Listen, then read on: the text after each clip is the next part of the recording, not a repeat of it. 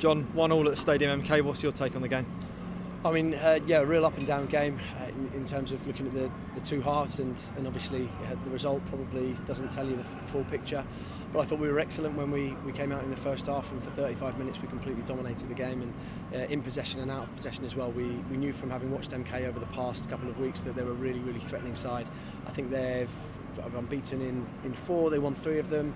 I know that Mark Jackson was up for Manager of the Month, quite rightly, because they've really turned things around, and we knew we were going to play a good side with a lot of experienced pros coming back. So the reason I say that is because we pressed really well. I thought we contained them brilliantly. They didn't have too many opportunities in the first half, and they actually didn't get into our final third. Many times I really can't remember a time when I thought they were threatening too much, and in possession we were good. I thought we were fluid, we created chances, and so yeah, it was really pleasing from that point of view. The second half obviously is completely different because we go down to 10 men, but again we showed a different side of our game. Really dug in, really resilient, and brilliant to come away with a point in the end considering the circumstances. Conor Ogilvy's opening goal came within 15 minutes. How important was it for you to start fast, especially in front of all those fans in the away end? Yeah, it was. It felt at times like it was a home game, and there were some really sort of exciting points, especially in the second half where I thought we were sniffing the win, and yeah, it was good. We wanted to start the game fast. We wanted to control the game, especially here on a big pitch, on a good big pitch, and where there's two sides that want to dominate possession. And I thought we did a really good job of doing that, and came out, got the goal, fully deserved it, and I thought we looked threatening to go and get another. So really happy with that. I think we have to separate the two parts of the game with 11 men and 10 men, and look at both sides of it, and I'm really pleased with both of them. Yeah, Joe Morrell's red card obviously had a massive impact on the game. Have you spoken to the referee? Do you know what it was for? Yeah, so the referee said there was sort of an altercation when they got up from the ground. I think we've had a good look at it. What we do know is that the reason that Joe was on the ground is because the MK player decided that he was going to put him in a headlock and wrestle him to the ground, which we just thought should have been a red card anyway. I can't understand how the 4 between them haven't seen anything there. And from the footage I've seen, you can't actually see anything in terms of what Joe Morrell's done. So, yeah, a bit of a strange one. I think the linesmen give it in the end. I don't think there was much in it, to be honest, from what we've seen. And we'll have a look at it. We'll see what the referee puts in his report, and then go from there. So what did you say to your team at half-time when you obviously just suffered that blow on the pitch? How did your game plan shift when you went down to 10 men? Yeah, obviously we were a lot more defensive, and we sat in, but my thought was that they're going to have to come and break us down.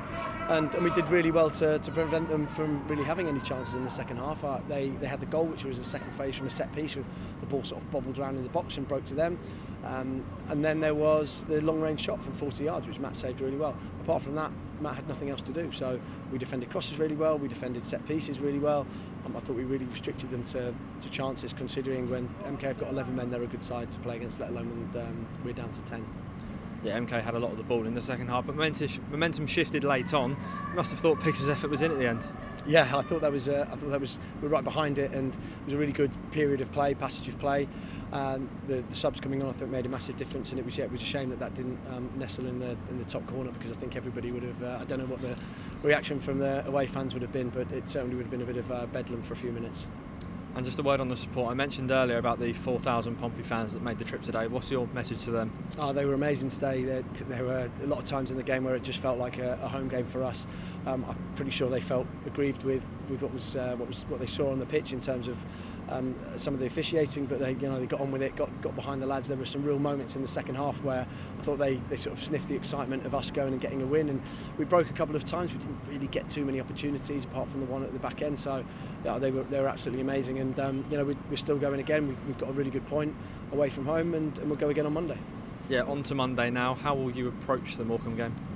I think we'll have to watch Morecambe in their last couple of games. We had the fortune of watching them here against Milton Keynes previously, so we've got a bit of insight into how they play, and we know that Morecambe are, they're scrapping for their lives at the bottom of the league, and they're going to be a tough opposition, as we see every week, and as we saw last week at Forest Green. So I think first of all we have to reassess where everything is physically and see where the boys are at, and then we'll go from there when we're back in and see where we are for the preparation for Morecambe.